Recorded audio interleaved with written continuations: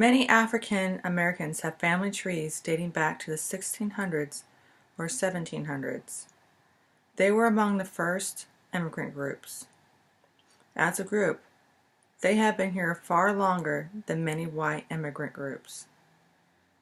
A dilemma occurs still today, that a people who have been here almost as long as the first European settlers should still be so discriminated against, so unwelcome in traditionally white institutions is a problematic dilemma for them and for the future of this country.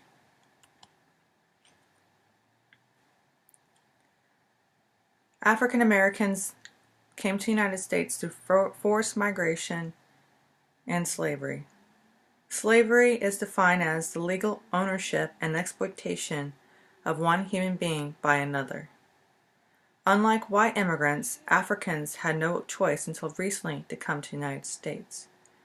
For centuries, they came enslaved and in chains. Whites saw enslavement as a solution to the demand for cheap labor on farms and plantations.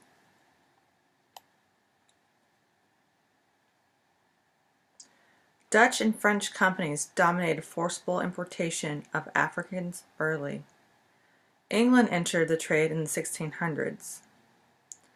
Once enslaved, Africans often were chained in corrals called barracoons. In these barracoons, they were branded and held for deportation. Suicide was common among enslaved Africans. They'd rather have killed themselves than be enslaved and losing their freedom. Uprisings brought death to Africans and white sailors. There is a myth that Africans passively endured their fate. However, this is contradicted by the 155 recorded shipboard uprisings by Africans between 1699 and 1445.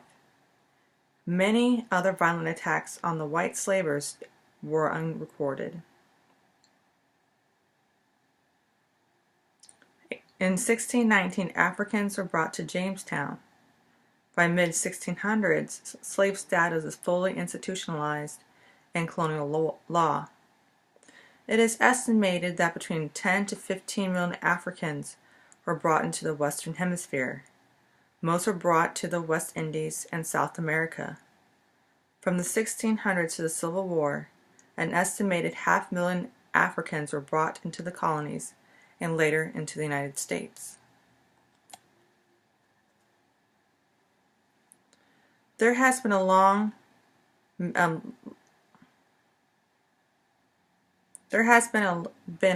Magnolias and mint julep mistake about the slave system, and this still lingers in racist Hollywood movies. And we can see an example in Gone with the Wind. Slave autobiographies describe extreme brutality and oppressiveness of living conditions. The whip, chains, and other forms of torture were common mechanisms of control. The slave system included black women and children. They were victims of coercion, violence, and frequent rape by white overseers and slaveholders.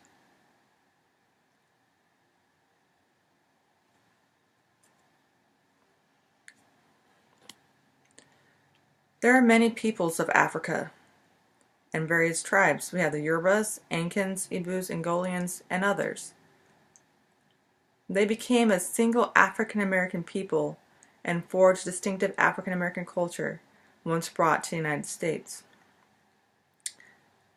African and African Americans have pressure to conform to Eurocentric culture and to become bicultural. African Americans have struggled to maintain oppositional culture, and this is a culture described as part African and part African American with an adaptation to history of white oppression.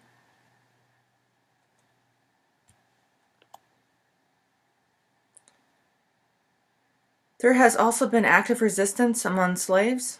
Slaves had to appear to be submissive in response to domination.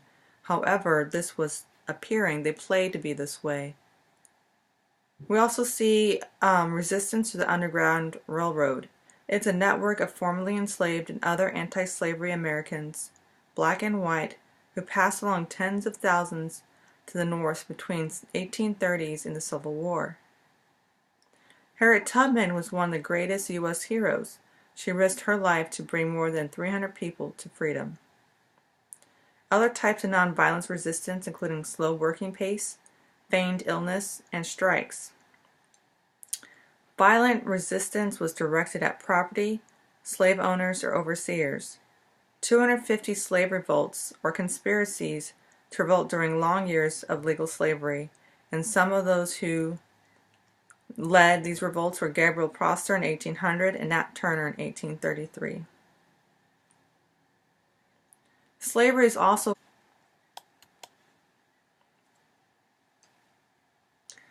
outside the rural South. Many free African Americans joined the abolitionist effort to abolish slavery. Some more noted are Frederick Douglass and Sojourner Truth. Many northern whites also own Africans or consider slavery legitimate, so we cannot think of the South as completely evil and the North as without fault. Before the Civil War, Jim Crow laws were in the North, and that's where we get the separate but legal. It enforced the racial segregation of ostensibly free African Americans and public transportation, hospitals, schools, churches, and cemeteries. There are many racist ideologies and stereotypes associated with African Americans. Over time, the dominant group developed strong beliefs to rationalize unjustly gained economic, social, and political position. Negative views of Africans existed in Europe before 1600, and this did not develop into systemic racist ideology until the 1700s.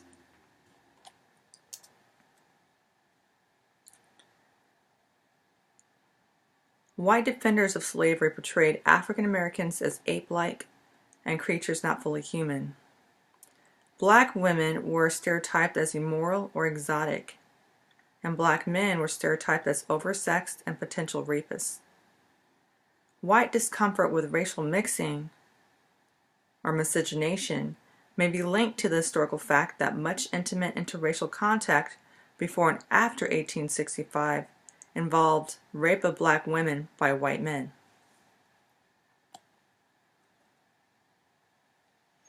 Intelligence testing is also racist in its roots. The theme of intellectual inferiority along racial lines has received much public attention since World War II. And we see current researchers who have promoted racist ideologies through science. We have Arthur Jensen and others, and they allege that differences in IQ are not determined by environmental factors, but by genetic differences between black and white groups. Essentially, they do not account for poverty, hunger, or loss of jobs in inner cities. Richard Herrnstein and Charles Murray wrote The Bell Curve in 1994, and they argue that there are significant genetic differences in intelligence between black and white Americans. They are successfully refuted by many social scientists. However, their ideas have spread to analysts and politicians globally. So even though science has refuted, it has been so embedded in our culture that it's taken for fact.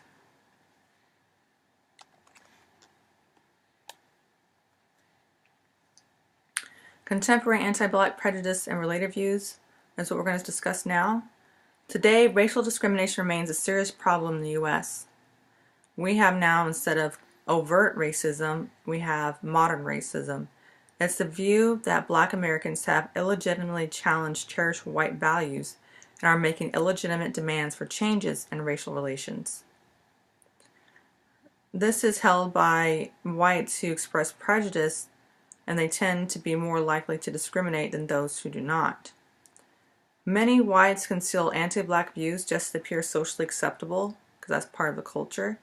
And so again, it's conforming to a more liberal social climate as opposed to what we saw in the 50s and 60s and times earlier of overt racism. Racist performances tend to be held in backstage settings composed of only white friends and relatives.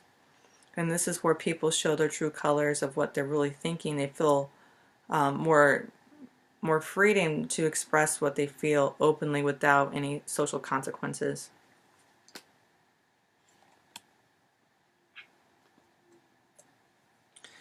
Next, we'll talk about interracial conflict in the form of ethnoviolence. Ethnoviolence is directed at an individual or group because of that individual or group's ethnic or racial identity.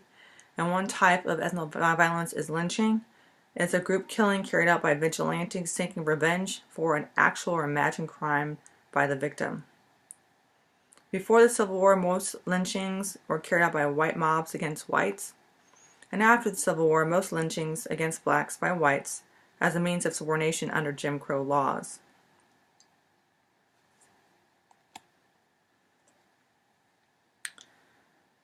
We also see the rise of white supremacist groups. White supremacist groups are along in the forefront of those who blame blacks, Asians, Latino and Latinas, and Jews for problems rooted elsewhere. The Ku Klux Klan is a leading white supremacist group that started as a terrorist group after the Civil War. The Southern Poverty Law Center recently found that more than 900 Klan, neo-Nazi, racist skinhead, Christian identity, neo-Confederate, and other white hate groups involving thousands of members are still active in most states. The Council of Europe estimates counted 4,000 hate-based websites across the globe, including about 2,500 U.S. websites.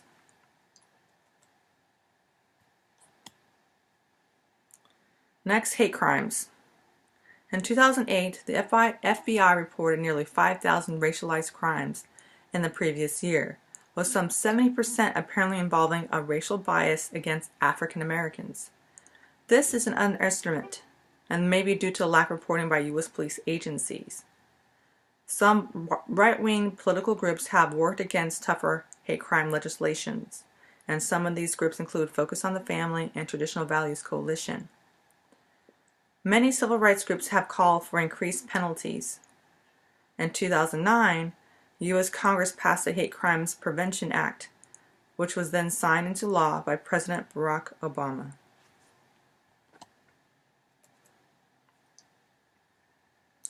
So now we're talking about black protest against oppression. Historically, large-scale white violence to enforce racial oppression has preceded most black attacks on that continuing racial oppression. Urban revolts between black residents and white police officers have occurred throughout history. In 1930s to 1940s, this violent revolt was sparked by police brutality and other police malpractices. In the 1960s to 1970s, black uprisings against local symbols of oppression such as police officers, businesses, and landlords. Racial profiling is a practice used by some police departments that unfairly singles out citizens of color as potential criminals and often results in extensive harassment of innocent residents. The role of white officials and police in generating or accelerating nonviolent protests and urban revolts by black Americans while overlooked by many whites is significant. And these revolts occur because of discrimination by police officers. Next, we'll talk about the social structure of the economy.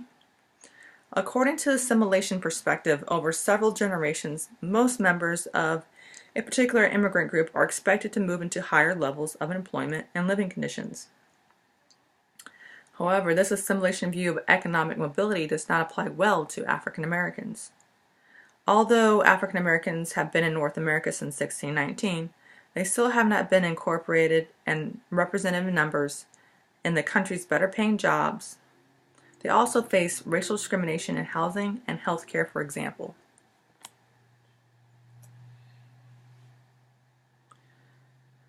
So again, this deals with privilege generationally.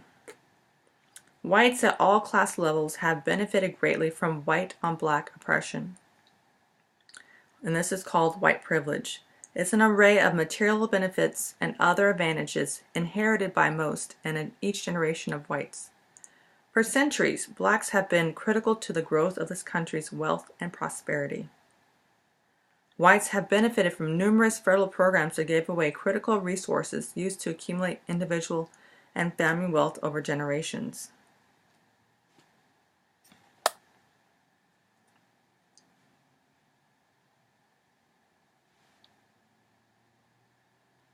By mid-20th century, millions have migrated to what they saw as the economic promised land.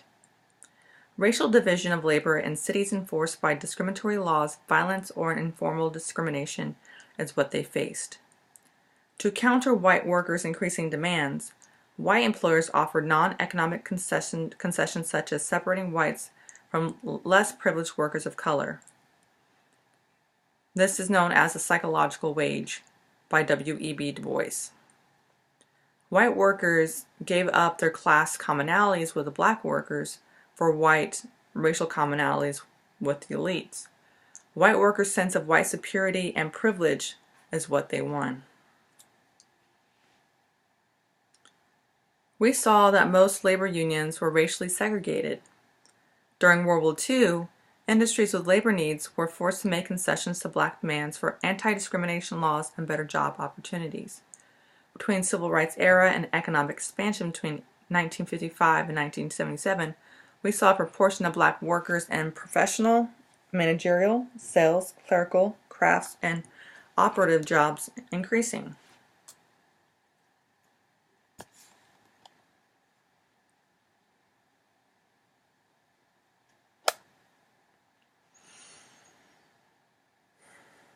Freedom from centuries of widespread overt discrimination did not come after the Civil Rights Acts were passed. In 1964, Civil Rights Act and amendments prohibited racial discrimination in employment. The Equal Opportunity Commission created to enforce this act. There was significant progress in reducing racial barriers in traditionally white employment arenas until the Reagan G.H.W. Bush era of the 1980s and 1990s.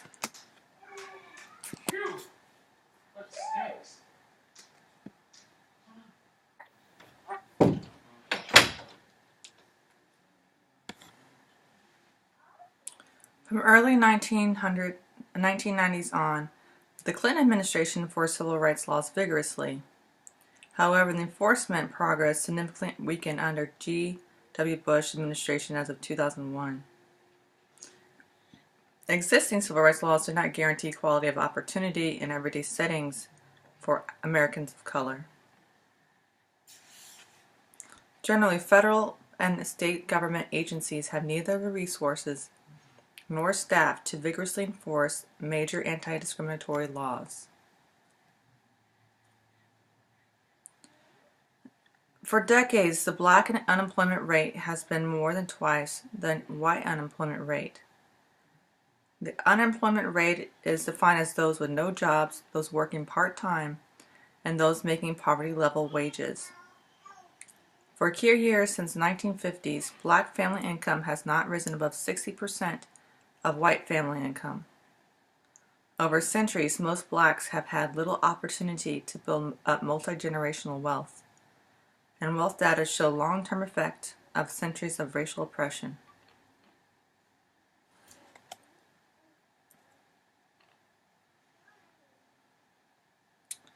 There is an argument that African Americans have a culture of poverty, specifically that the female-headed households are a reason why African Americans cannot succeed. In 2008, black families were 3 times as likely as white families to live in poverty. Numerous commentators contend that black communities divide between affluent, middle class, and poor. Often, the plight of black poor is discussed as though economic conditions are not the main problems, but values and behavior are. From this perspective, poor blacks called the underclass are locked into lower-class culture of poverty with broken families, delinquency, and lack of work emphasis.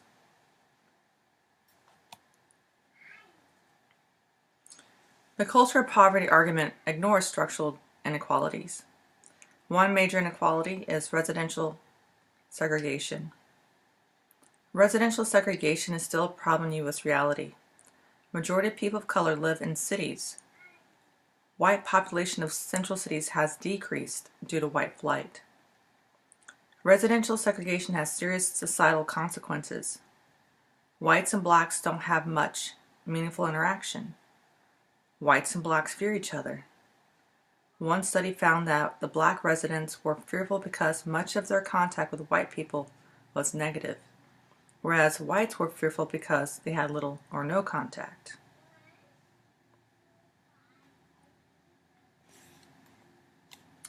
In 2008, the National Commission on Fair Housing found that federal and state laws banning discrimination in rental and sales of housing are weakly enforced or unenforced in most areas, even as housing discrimination is regularly documented. Insurance companies, too, create discriminatory barriers. The omnipresent housing discrimination is generally met by weak government enforcement of state and federal anti-discrimination laws.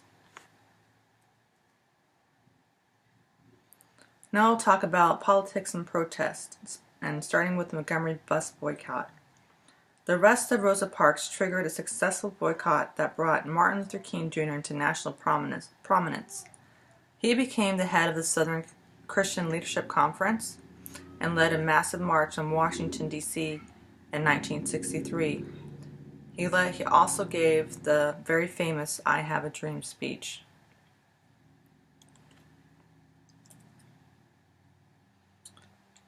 Other organizations were oriented towards black nationalism and self-help, one being the Black Panthers.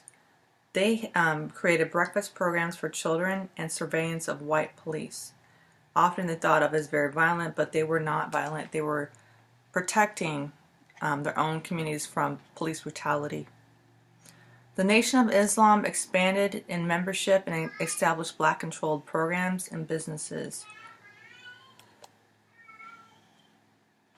In the 1960s, the Civil Rights Movement played an important role in pressuring Congress to pass major legislation prohibiting discrimination.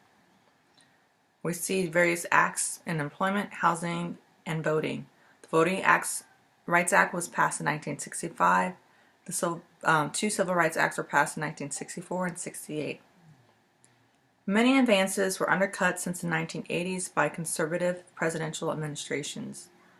Even with ups and downs, black-led civil rights movements has contributed greatly to expansion of civil rights for all Americans. Various Supreme Court decisions were passed that brought segregation to an end, at least by law. One being the Brown v. Board of Education of Topeka in 1954. Forced discrimination of schools in Topeka, Kansas, and set in motion government action to desegregate all schools. This law, however, met massive resistance and white-dominated school systems circumvented for long as possible. We also see in Swan v. Charlotte-Mecklenburg, Board of Education, 1971, that the Supreme Court upheld use of busing as a means of de-establishing dual school systems.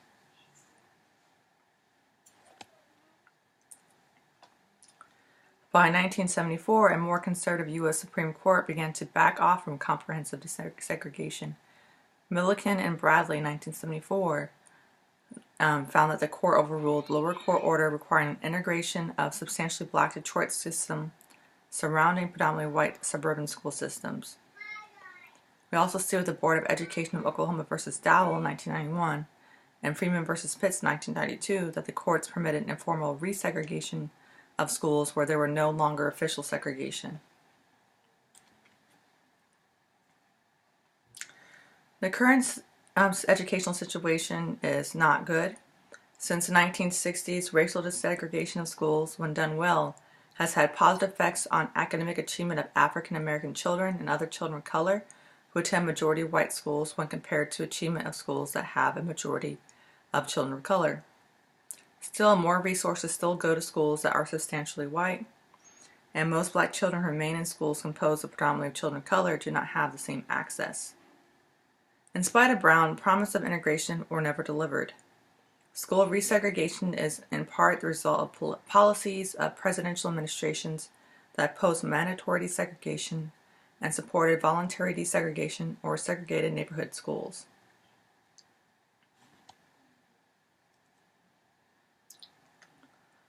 School desegregation often increases housing segregation. People are buying schools when they buy homes.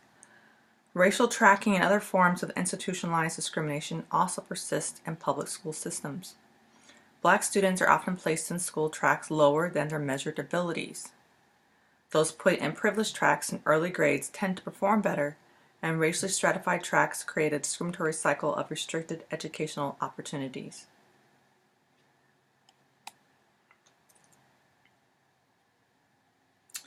Growing research indicates whites pay significant price for continuing school and housing segregation. Whites have no skills in relating or communicating with minorities.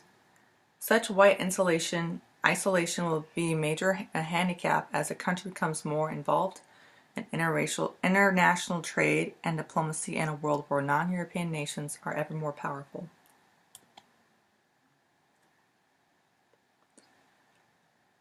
In 2008, a substantially lower percentage of 18 and 19-year-old African American students were in college as compared with their white counterparts. 35.9% of black students 18 to 19 years old were in college, compared to 50.9% of white students aged 18 to 19 were in college. Black students continue to face serious problems and discrimination at predominantly white colleges and universities. Black students find white universities to be hostile. Black students are often seen by others as special admits and beneficiaries of affirmative action. The tragic aspect of barriers at predominantly white colleges is that black students identify these colleges with an agonizing struggle with campus racism just to get a college degree. And even after they get a college degree, they have difficulty securing jobs. And one major reason was that pre-existing social networks of the white students often provided them with much better job opportunities.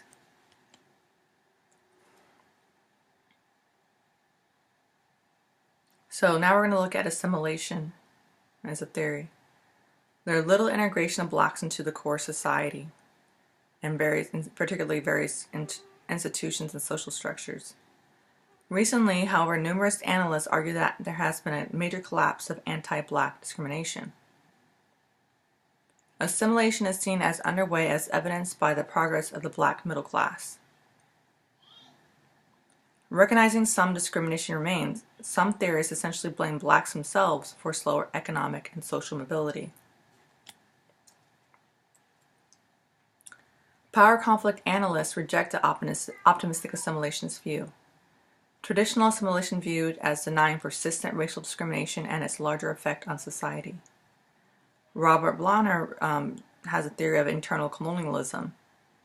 He says that major differences exist in levels of social and economic oppression that black Americans and white ethnic immigrant groups face over long periods of time. And this is dealing with how they came here.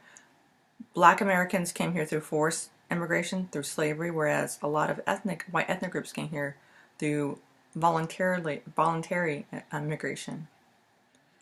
This view sees subculture of poverty as actually a description of whites' racial hostility, stereotyping and discrimination, individual and institutionalized.